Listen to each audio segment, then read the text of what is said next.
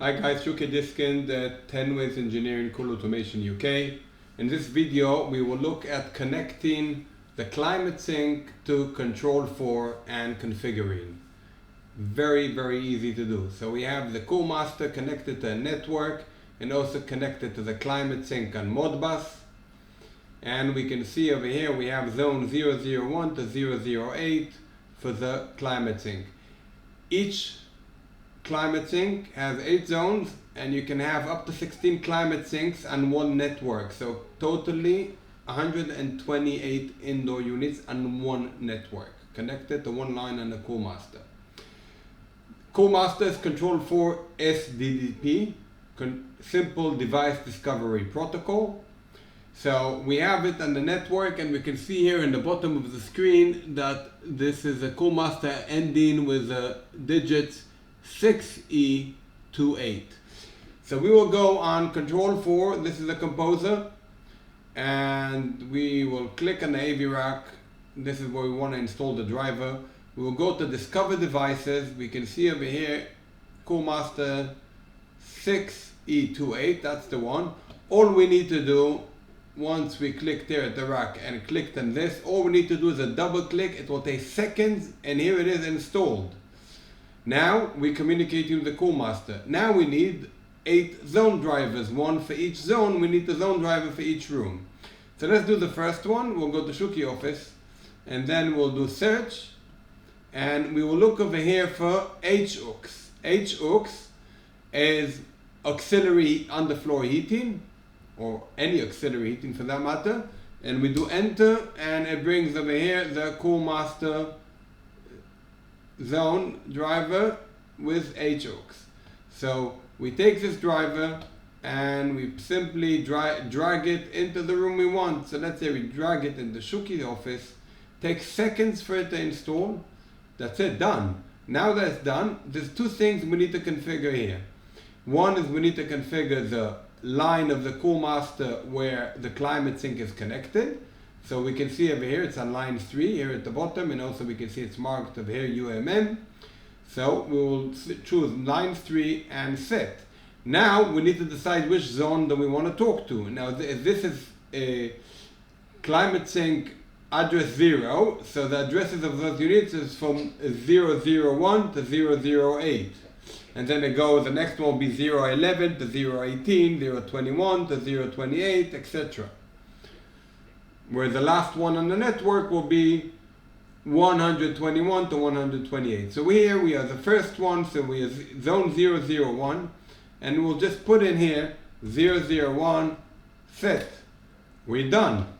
We can see straight away it took the zone. So if we now will double click on the driver to test it, we can see the modes we have. So we have off, heat, cool, auto, fan, dry, auxiliary heat, which is underfloor heating or any other heat we use, and combined air conditioning needs an auxiliary heat for backup. So let's say we have floor temperature control and it's limited and we want to get more heat in the room, so we can use combined air conditioning need and underfloor heating as a second stage heating. Now we'll switch on auxiliary heat. And we can see straight away we switched zone 1. We can see on the CoolMaster zone 1, the number 1 switched on, and we can see on the wiring center that zone number 1 is now on, and it's switched together with it also the boiler and the pump. So as simple as that. If I'm going to go now and let's say to Eli's office and I'm going to drag a driver into there, and we will configure this one as line 3 and zone ID 002 and set and we're done. So if we'll click now on this zone driver and we'll put it into auxiliary heat, we will see it will switch off. Now it's switched on zone 2. As simple as that. If I will now go and switch off zone 1, I'll switch it off, and as we will see over here, zone 1 went off, but the boiler and pump still operating because we have demand in zone 2. If we go back to zone 2 and switch that zone off, and now the wiring center is completely off. Now, in the zones, you can set which modes are actually in use. So here you have documentation explaining the different, what is each one. So you can see, for example, that H means AC heat, C is AC cool, A is auto, F is fan only, D is dry, AC dry, and then we have X for auxiliary heat and T for combined heat together with underfloor heating. So AC heat and auxiliary heat together, and the same you will see for every item you have over here, the different explanation for it.